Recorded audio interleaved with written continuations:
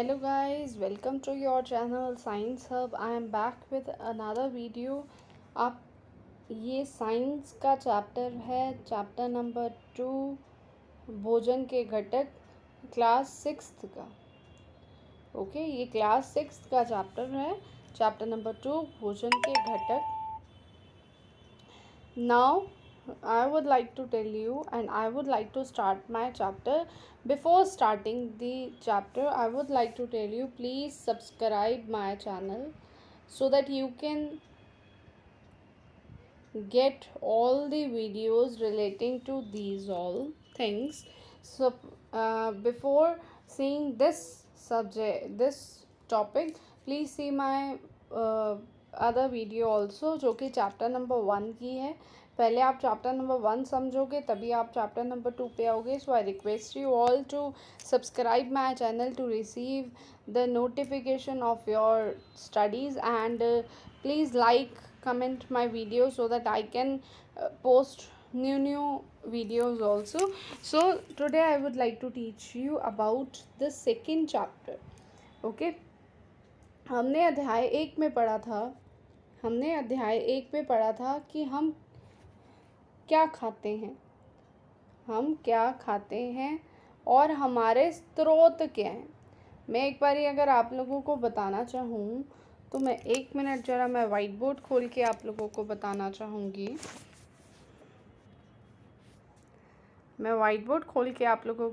चाहूँगी। कि मैं क्या बताना चाह रही हूँ। Basically the thing which I would like to tell you is that कि हमने पढ़ा था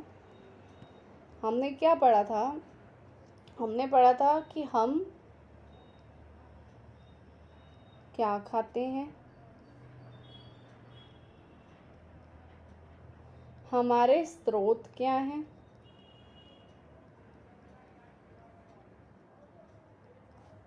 क्या हैं, जिनसे हमें खाना मिलता है। ओके, जैसे कि हम लोगों ने पढ़ा था कि हमें पादपों से मिलता है और जंतुओं से मिलता है खाना। जैसे कि पादप से हम लोग पत्तियाँ, फल फूल खाते हैं, जो कि वो फल फूल वगैरह खाते हैं, जो कि पादप से मिलता है। और जंतुओं से दूध, मांस जो भी लोग खाते हैं उनको जंतुओं से ये मिलता है। ओके, तो हम इतना कुछ पढ़ चुके हैं। Now I would like to tell you about the chapter number 2।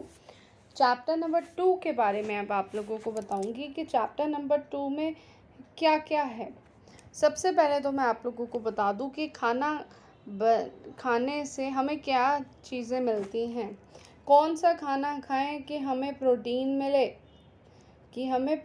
मिले, कौन सा खाना खाएं जिससे हमें कार्बोहाइड्रेट्स मिले।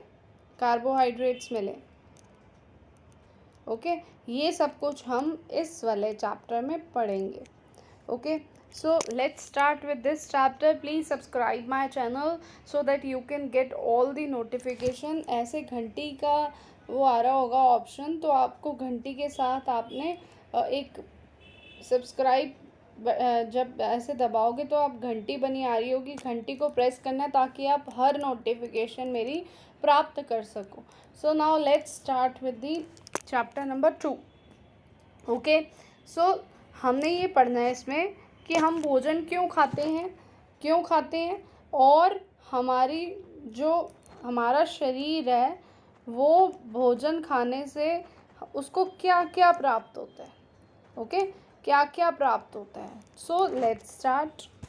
सबसे पहले तो हमारे भोजन में चपाती होती है, दाल होती है, बैंगन का भरता हो सकता है, दूसरे में चावल, सांभर तथा भिंडी हो सकती है। सबके मैंने बताया था हर किसी का भोजन खाने का अलग तरीका होता है, बनाने का अलग तरीका होता है।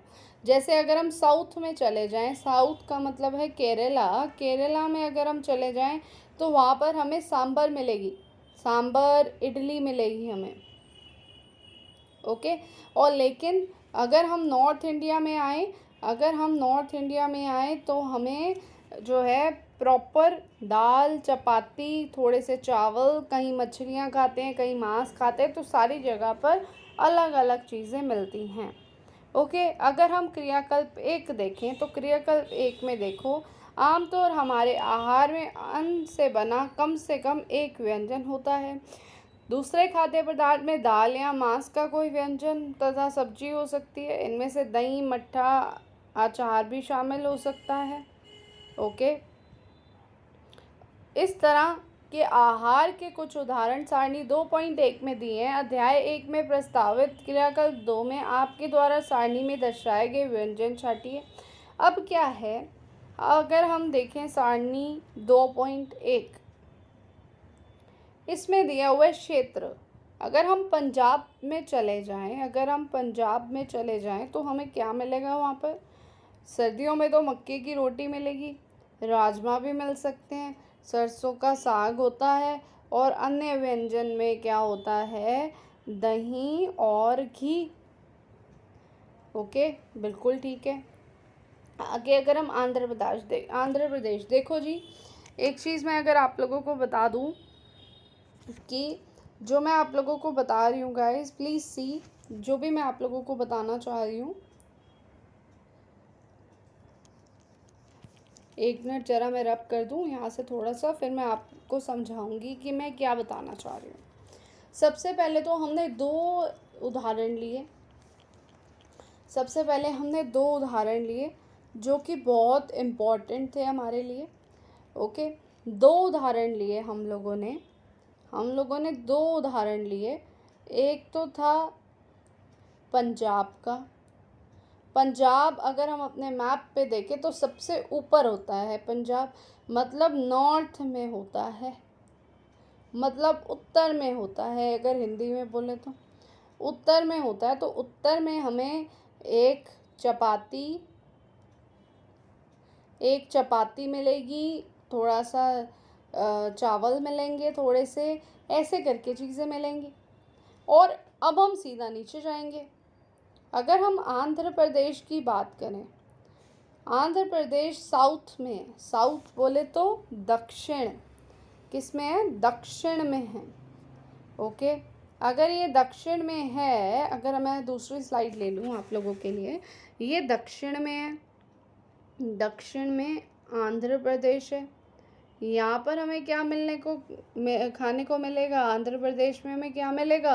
आंध्र प्रदेश में हमें ज़्यादा से ज़्यादा खाने को मिलेगा चावल, मांस, ये सब कुछ, मछली, ये सब कुछ मिलेगा।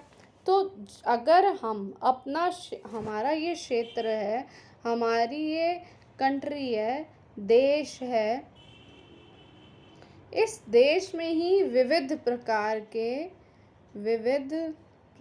के खाना होता है। ओके, अगर हम अभी दिल्ली में बैठे हैं तो हम मतलब उत्तर की तरफ बैठे हैं। अगर हम उत्तर में हैं तो खाना दूसरा मिलेगा। अगर हम केरला पे चले गए तो केरला में खाना दूसरा मिलेगा। तो विविधता आ जाती है। विविधता सिर्फ भोजन में नहीं आती, विविधता हमारी भाषा में भी आ जाती है। विविधता भाषा में होती है, विविधता भाषा में होती है, विविधता हमारे खाने में होती है, विविधता हमारे पहनना, जो हम पहनते हैं, कि हम क्या क्या पहनते हैं। अगर हम देखें, पंजाबी लोग सूट पहनते हैं और केरला में साड़ी पहनते हैं, ऐसे करके सारी चीज़ें करते हैं। तो विविधता सिर्फ हमारी खाने में नहीं है, हमारे पहनने में है, व्यंजन जो खाते हैं उनमें भी होती है। तो आंध्र प्रदेश और पंजाब के बारे आई होप आप समझ चुके होंगे कि क्यों विविधता है। ओके, विभिन्न प्रकार के खाद्य पदार्थ में क्या होता है। अब ये बेसिक है, ये क्या है? बेसिक है ये, कि अब यहाँ से हमारा चैप्टर नंबर 2 स्टार्ट होता है, जो कि very very very very important. अगर हम नीचे चलें तो गाइज, अब अगर हम जो भी खाते हैं, भोजन के घटक, अब मैं एक बारी अगर आप लोगों को ये दिखाऊं स्क्रीन, एक स्लाइड ले लेते हैं हम लोग। अगर मैं आप लोगों को बताऊं कि हमारे चैप्टर का नाम है भोजन के घटक। भोजन के घटक, घटक जो होते हैं प्रोटीन होता है। हम क्या खाते हैं जिनसे हमें क्या मिलता है? प्रोटीन। अगर हम दाल खाएं तो हमें प्रोटीन मिलेगा, जो कि हमारी बॉडी को ग्रो करने में बढ़ने में मदद करता है। ओके, बहुत इम्पॉर्टेंट पॉइंट है प्रोटीन का।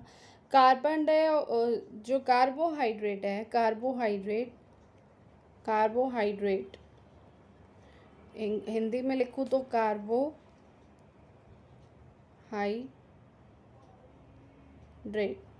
अगर हम ये गेहूं में होता है, जो हम चपाती खाते हैं। अब चपाती भी अलग लैंग्वेज में बोलते हैं, हम बोलते हैं रोटी खाते हैं। गेहूं में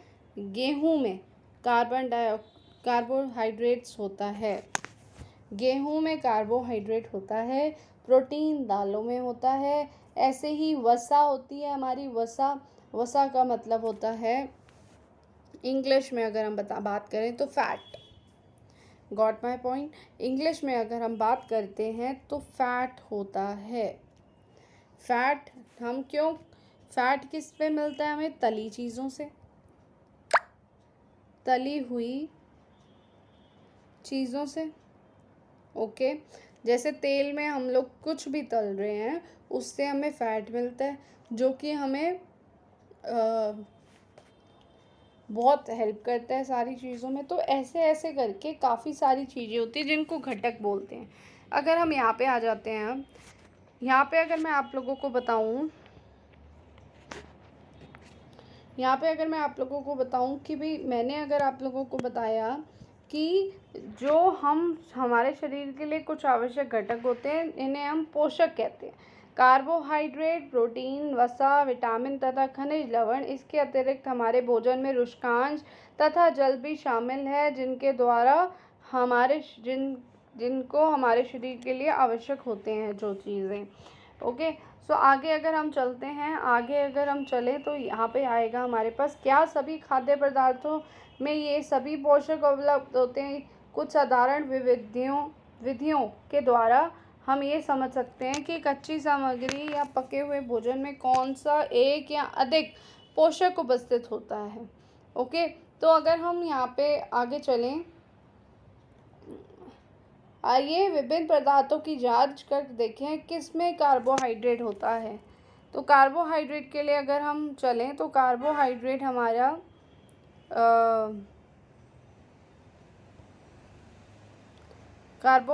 हम यहाँ पे देखते हैं। मंड के लिए परीक्षण।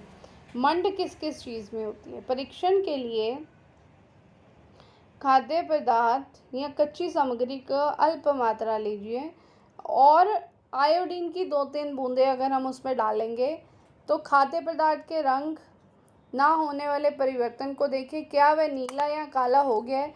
यह नीला या काला रंग मंड की उपस्थिति होती है। अगर हम किसी भी चीज़ में मंड की उपस्थिति देखना चाहते हैं तो आयोडीन की 2-3 ड्रॉप्स डालेंगे। अगर नीला या काला हो गया खाना तो उसमें क्या है? उसमें मंड है। ये तो आप लोगों को पता चल गया कि उसको कैसे हम लोग परीक्षण कर सकते हैं। अब प्रोटीन के लिए परीक्षण देखते हैं। प्रोटीन के परीक्षण के लिए किसी खाद्य पदार्थ की थोड़ी मात्रा लीजिए। जिस खाद्य पदार्थ का परीक्षण करना चाहते हैं, यदि वह ठोस है तो पहले उसका पेस्ट अथवा चूर्ण बनाने की आवश्यकता कीजिए। खाद्य पदार्थ की थोड़ी मात्रा को पीसकर या मसल कर उसके चूर्ण को एक साफ परख नली में डाल दें। अब गाइस, अगर मैं आप लोगों को समझाना चाहूँ, let me take one slide, जो कि मैं आप लोगों को समझाना चाहूँ। अगर मैं आप लोगों को समझाना चाह रही हूँ, क्या ध्यान से देखिएगा।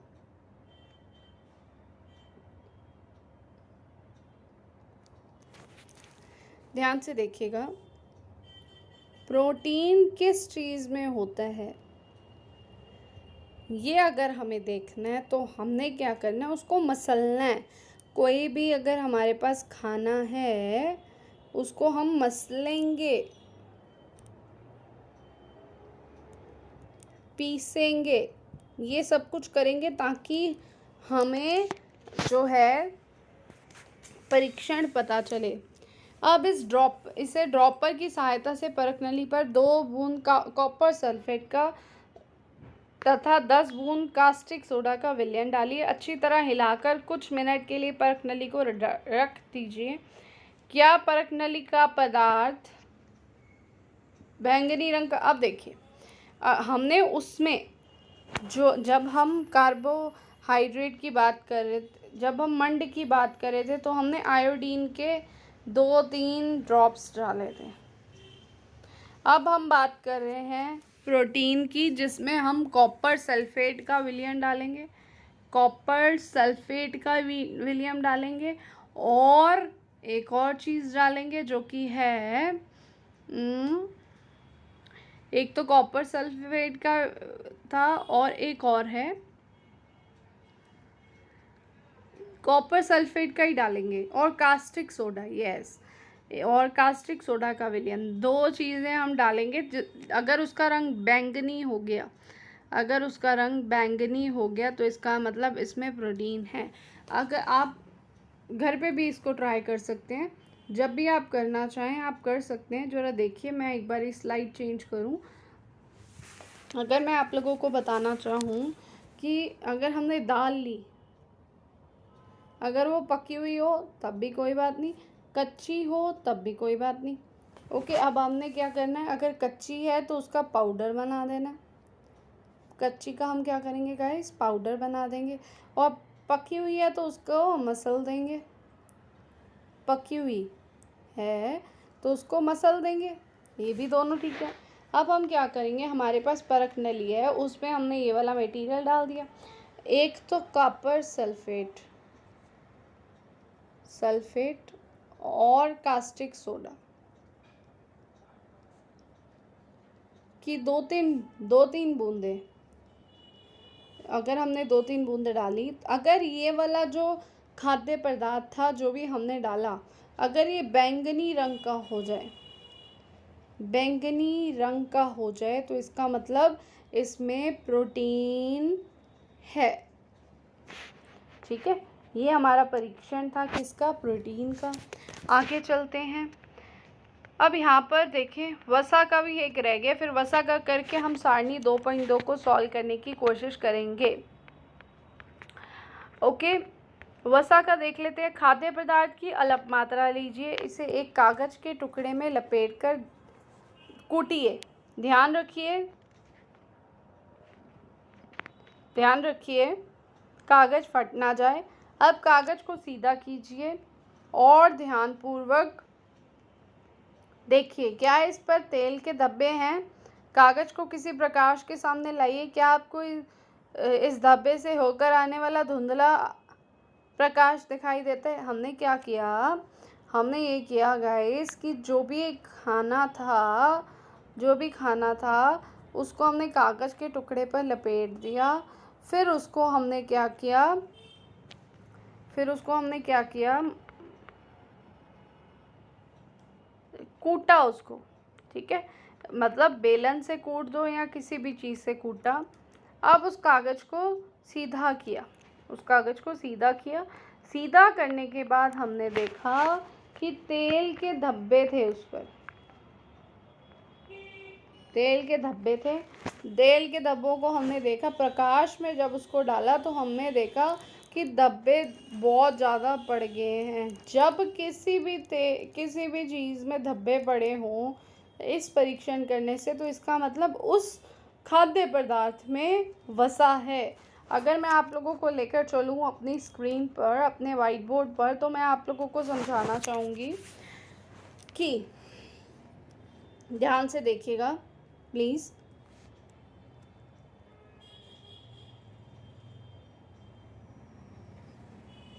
ध्यान से देखिएगा गाइस। मैं अगर आप लोगों को बताऊं कि मैंने क्या किया, एक मिनट थोड़ा सा मोटा कर लेती हूँ, थोड़ा सा बस। मैंने क्या किया गाइस, अब ठीक है। मैंने क्या किया, ये मेरा एक कागज़ है, इस पर मैंने खाद्य पदार्थ रख दिया। 2 स्क्रीन लूँगी, ठीक है। फिर मैंने इसको फोल्ड कर दिया, बाकी सारा इरेज कर देते हैं। मैंने इसको फोल्ड कर दिया।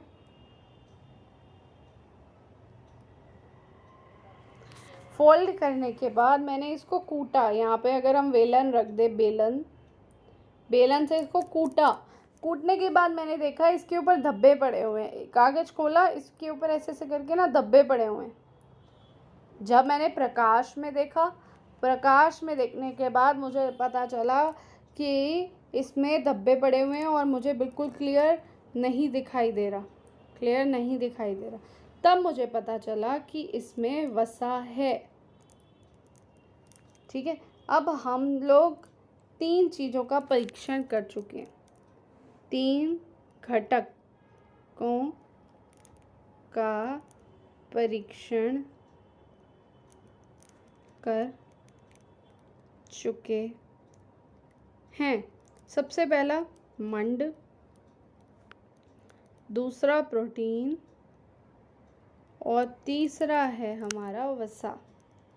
अब हम देखते हैं सारणी में क्या लिखा है। लेट अस चेक दी सारणी नंबर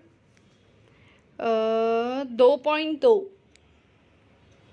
इसमें देखें, अगर हम कच्चा आलू, मंड जो है कच्चे आलू में होती है, बिल्कुल होती है। प्रोटीन में नहीं होती है, वसा में भी नहीं होती है। दूध में मंड नहीं होती है, प्रोटीन बिल्कुल होता है, वसा नहीं होती है। वसा भी होता है, सॉरी नहीं होता, सॉरी, ठीक है। मूंगफली में मंड नहीं है, प्रोटीन नहीं है, वसा बिल्कुल है। कोई भी तेल आपके पास आ जाए पेपर में, कोई भी तेल आ जाए, सोयाबीन ऑयल, देसी घी में वसा है या नहीं है, तो आप बिल्कुल लिखोगे हाँ हाँ हाँ। Is it clear? आप जो है हाँ लिखेंगे, ना नहीं लिखेंगे। आगे देखिए, बिना पकी अरहर की दाल, पकी हुई दाल, किसी सब्जी का टुकड़ा, ये आप लोग ट्राई करना अपने आप। The next is okay. अब इसमें कार्बोहाइड्रेट के कुछ स्रोत दिखाए हुए हैं। क्या है स्रोत? देखिए ध्यान से, स्रोत क्या है।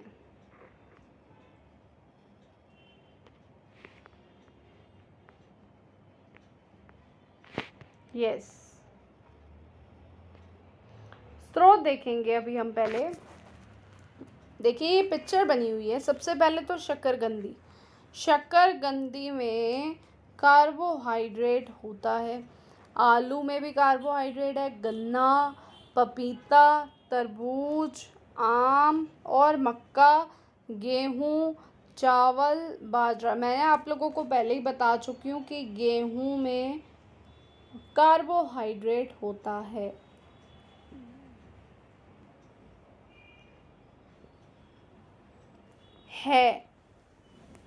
ओके, तो हमने देखा बाजरा, चावल, गेहूँ, शकरकंदी, आलू, गन्ना, पपीता, तरबूज, आम और मक्का में कार्बोहाइड्रेट है।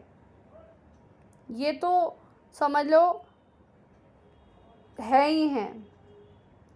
आगे चलते हैं। अब हमारे पास है वसा के कुछ स्रोत। देखिए, अगर मैं छोटा करके दिखाऊं तो आप लोगों को दिखेगा। वसा के कुछ स्रोत हैं हमारे पास।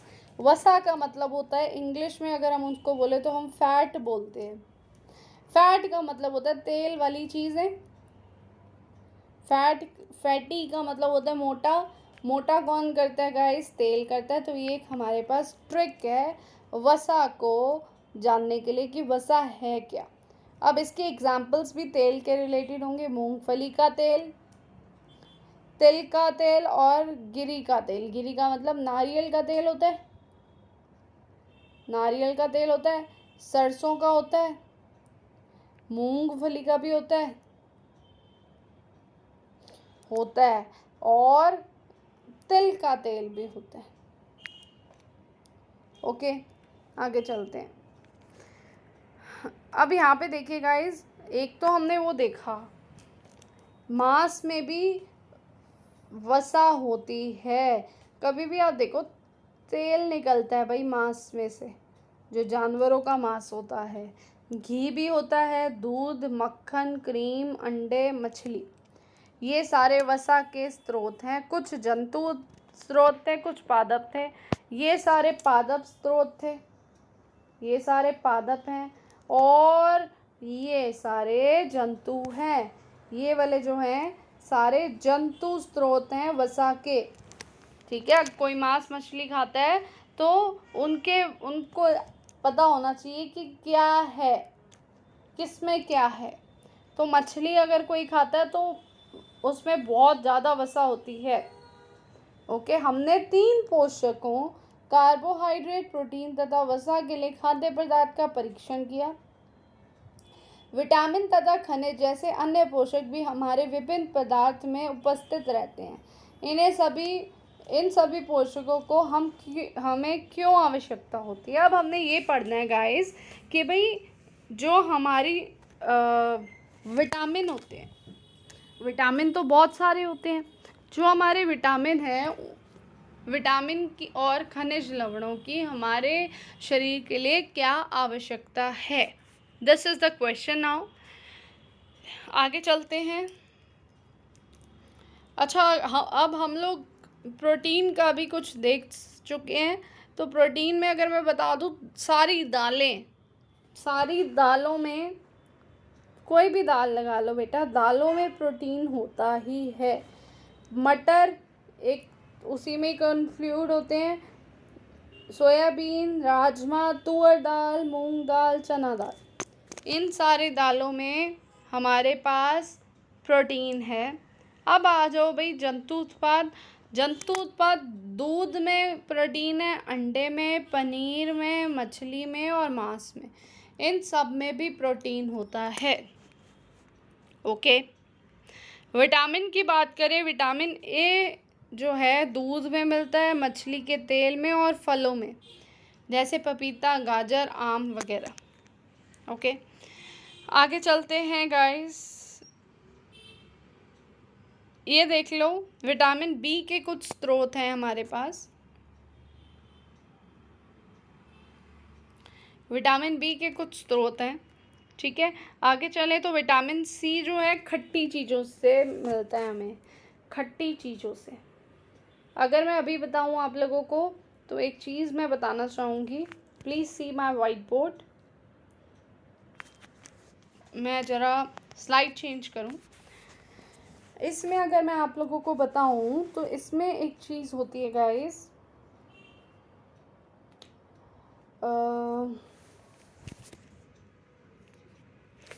आज कल कोरोना चल रहा है, आप लोगों को पता है, और इसके बचाव के लिए सारे कहते हैं कि विटामिन सी लो, यही कहते हैं। तो विटामिन सी कल के लिए आप लोगों को तो चाहिए ही चाहिए। विटामिन सी किस में होता है, मैं आप लोगों को एक हिंट दे देती हूँ, ट्रिक दे देती हूँ। जो भी खट्टी चीज़ें हों, खट्टी चीज़ों में विटामिन सी पाया जाता है, खट्टी चीज़ों में विटामिन सी पाया जाता है। Is it clear. अब अगर हम यहाँ पे बात करें, खट्टी चीज़ें सारी होंगी गाइस, जैसे कि संतरा खट्टा होता है, टमाटर खट्टा होता है, आम भी थोड़ा थोड़ा खट्टा मीठा होता है, मिर्च भी एक तरीके से कड़वी और खट्टी होती है, ठीक है। और संतरा, टमाटर, अमरूद, मिर्च, नींबू, आंवला तो बहुत ही खट्टा होता है और ये रिच सोर्स है। सबसे ज़्यादा नींबू और आंवले में पाया जाता है विटामिन सी। विटामिन डी की बात कर लें, सबसे ज़्यादा तो दूध से मिलता है विटामिन डी, सॉरी धूप से मिलता है गाइस। विटामिन डी दूध भी होता है, धूप भी होता है, मक्खन भी होता है, और अंडे भी होते हैं, मछली भी होती है। ये क्या है? जंतुओं के स्रोत, जंतुओं वाले स्रोत हैं गाइस। क्लियर होगा, आई होप सो। आगे चलते हैं। लास्ट,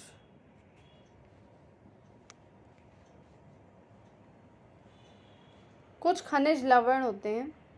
स्टार्टिंग से अगर बात करें तो आयोडीन, आयोडीन आप लोग अगर देखते होंगे, वो आता था एक कार्टून आता था जिसमें वो स्पिनच खाता था। स्पिनच होता है पालक,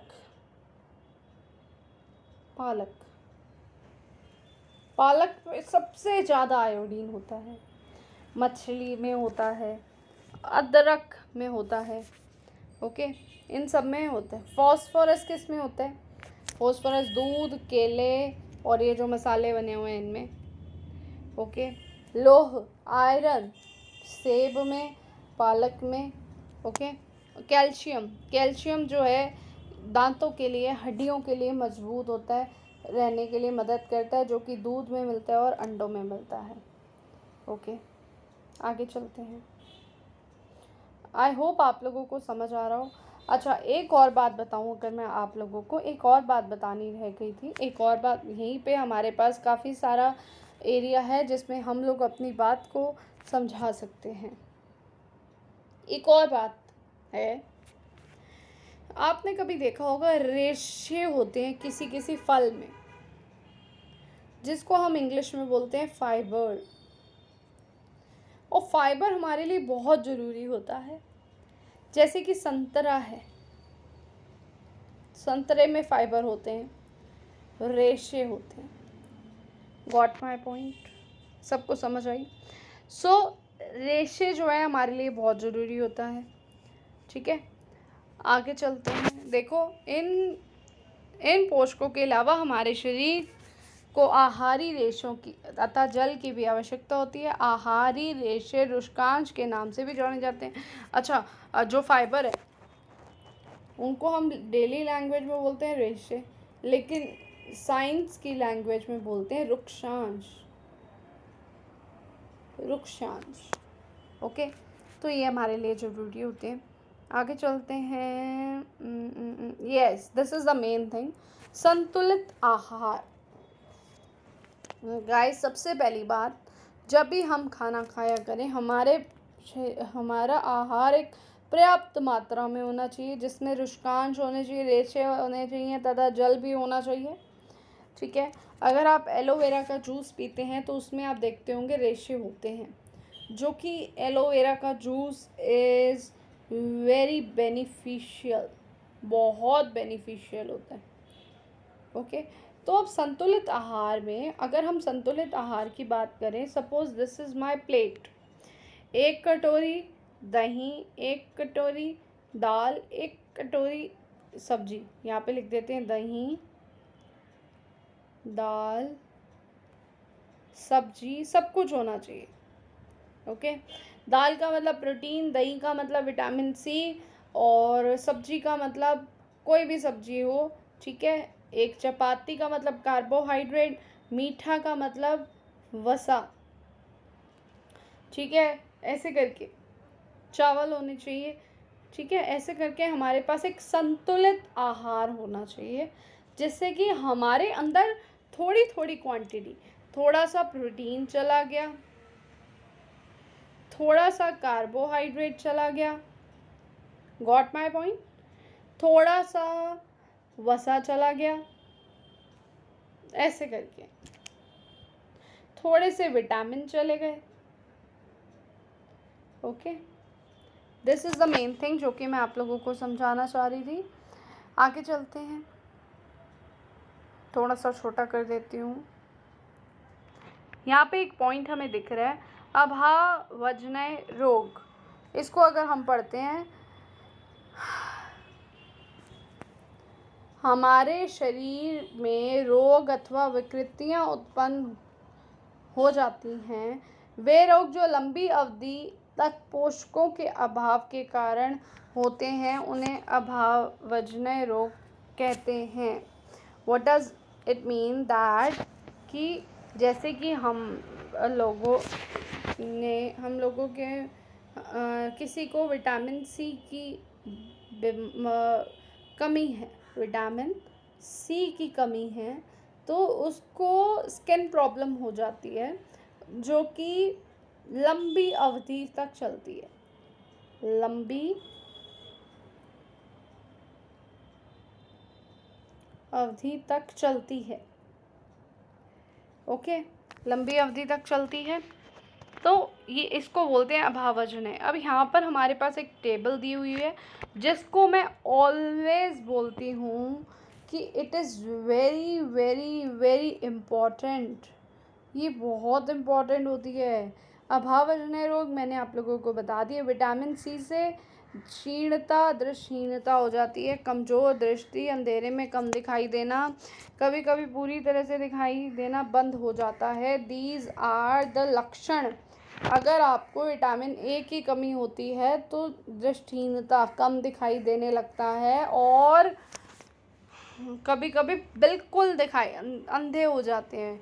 अगर विटामिन बी की बात करें तो बेरी बेरी होता है, दुर्बल पेशियाँ, कमज़ोरी, द मेन थिंग इज़ कमज़ोरी। एक छोटा वर्ड अगर मैं बताऊँ, विटामिन सी से स्कर्वी, मसूड़े से खून निकलना, घाव भरने में समय लगना। ठीक है। विटामिन डी से रिकेस्ट, अस्थियों का मुलायम होकर मुड़ जाना, मतलब कभी कभार तो जो दांत होते हैं ना वो भी झड़ जाते हैं, बाल भी झड़ जाते हैं, हड्डियां कमज़ोर हो जाती। कैल्शियम से अस्थियां तथा दंतक्षय, कमज़ोर अस्थियां, और अस्थियां का मतलब हड्डियां कमज़ोर हो जाती हैं और दांतों की प्रॉब्लम हो जाती है। आयोडीन से घेंगा और गाइटोर होता है। ठीक है। इससे क्या होता है गाइस, गर्दन की ग्रंथि का फूल जाना, बच्चों में मानसिक विकलांगता। ठीक है। लोह अकृता, कमजोरी। अगर मैं इसकी बात करूं तो कम से कम 3 नंबर का क्वेश्चन एक आ जाता है पेपर में। ओके, तो आपने इसको अच्छे से पढ़ना है पूरे चैप्टर को। मेरे लिए ये चैप्टर ख़त्म हो चुका है, so I request you all to subscribe my channel. बाकी ये प्रमुख शब्द हैं हमारे, इसको आप एक बारी पढ़ लेना, इट इज़ इम्पॉर्टेंट। ठीक है, दैट्स इट। अगले सेशन में मैं चैप्टर नंबर 1 और चैप्टर नंबर 2 के क्वेश्चन आंसर्स आप लोगों को समझाऊंगी ताकि आप लोग अच्छे से कर पाओ। Is it clear, guys? So thank you all. Please subscribe my channel so that you can receive all the notifications. And if you like my video, please like it, comment it, and share to your friends also so that they can also get benefit of this. Thank you all. Thanks to all of you. Thank you. Bye bye.